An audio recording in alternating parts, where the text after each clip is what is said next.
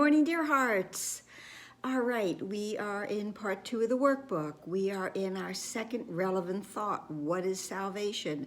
This is our third day, and I will read part of what is salvation and then flow into today's lesson, which is 233. And I think today specifically that the paragraph 4 blends very nice, flows very nicely into today's lesson. And by the way, please subscribe. Almost forgot. So what is salvation? We begin at the beginning. That salvation is a promise made by God that you would find your way to Him at last. It is a promise that will be kept. All of God's promises are kept. It cannot but be kept. It says so. It guarantees that time will have an end, and all the thoughts that had been born in time will end as well. Every time-bound thought, every thought that is really another bar into the prison that we have made, that cell that holds us in, all of those thoughts will end as well when time ends, because they only exist in time. And yes, ego is one of those main thoughts. So God's word is given every mind which thinks it has a separate thought and will replace these thoughts of conflicts with the thought of peace. There's only God's will. There's no will but God's. We have read this, we have studied this, we have had lessons about this. We've mentioned it often. There is only God's will. But we also have free will. And in that free will, we have the ability to have a thought that is apart from God rather than being a part of God. And those separate thoughts that we thought we had will be replaced. So all of those thoughts, and those are thoughts of conflict and war and attack and fear, and the list goes on, and each and every one of those will be replaced by the thought, a capital T thought, an eternal thought of peace. The thought of peace was given to God's Son the instant that his mind had thought of war. As soon as there's a problem, the answer has been given.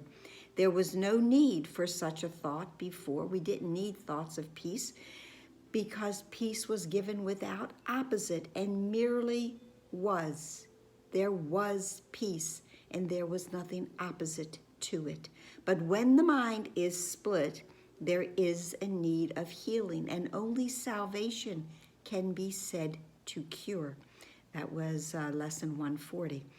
So the thought that has the power to heal the split became a part of every fragment of the mind that still was one.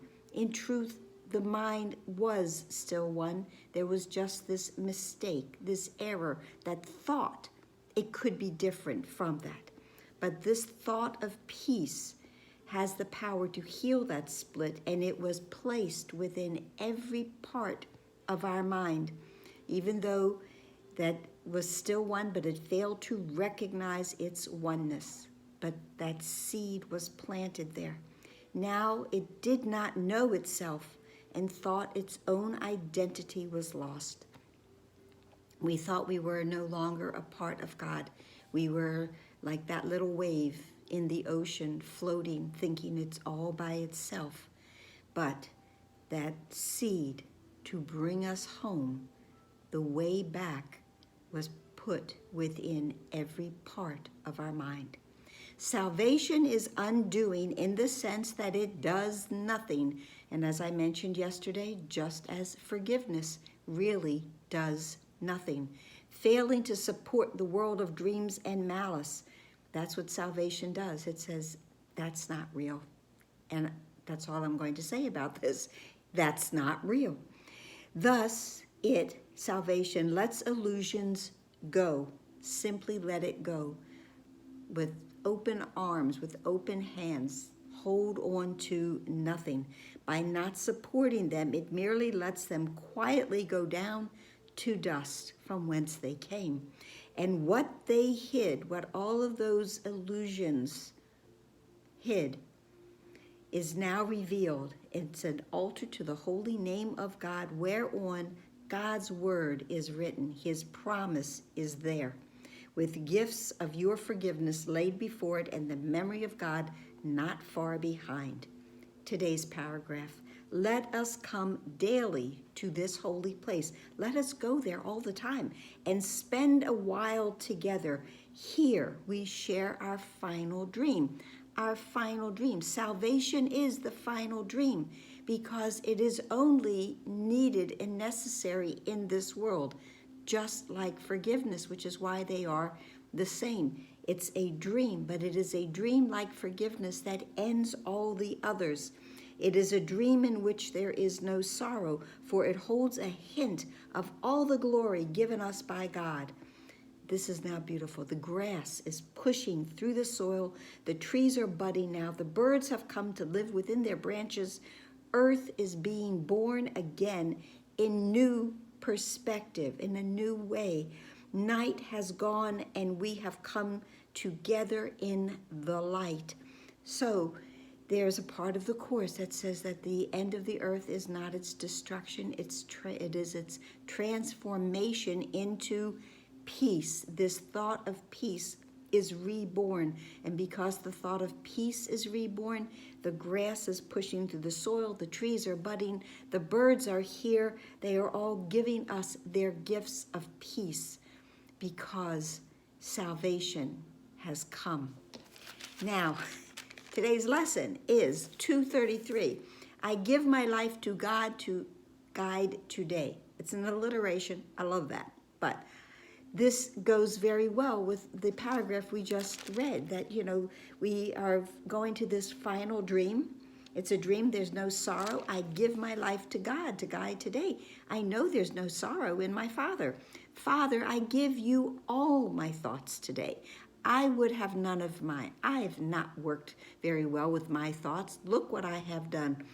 As they say in 12-step, my best thinking got me here. So I would have none of mine.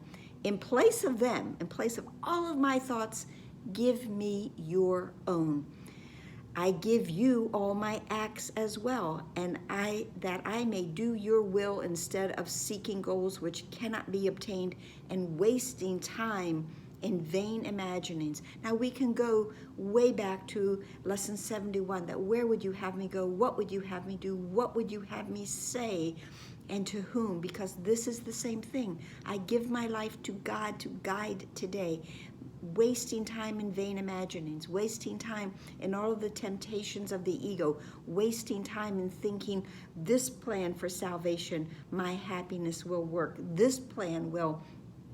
And what we have found is that only God's plan for salvation will work. And it is only God's plan for salvation that will save me from my small-minded, separated self. It is only God's plan. And today I come to you. I will step back and merely follow you. I will step back and let you lead the way for me. Be you the guide, and I the follower who questions not the wisdom of the infinite, nor love whose tenderness I cannot comprehend, but which is yet your perfect gift to me. God's love is all-encompassing, and I cannot, in my mind that still is partly, if not completely, I think partly, separated from God, I cannot understand this kind of unconditional, all-encompassing love. But I know it's there, and I cannot comprehend it. I cannot wrap my mind around it, but I know it's the perfect gift for me. And I know it is the gift that when I receive it and recognize it, I really have it. I just don't know I have it. When I recognize it, all I'm going to want to do is to give it away, so that in giving it away, it expands and it is now blessing all of the world. The world is going to be transformed into peace by giving away God's love. Today, this is the second part of the lesson. Today, we have one guide to lead us on. And as we walk together, we will give this day to him with no reserve at all. This is his day. And so it is a day of countless gifts and mercies unto us. Now, salvation is my function here. As I accept God's plan for salvation, now I get to be part of that. I get to be part of the transformation of this world into peace, and my part is essential to God's plan for salvation. I am here to receive it and to give it, and that's all. So that's all for today. I hope it helped. Please like, please share, please subscribe, please comment, please pray that we all have the comprehension of God's perfect gift to us for at least one moment today.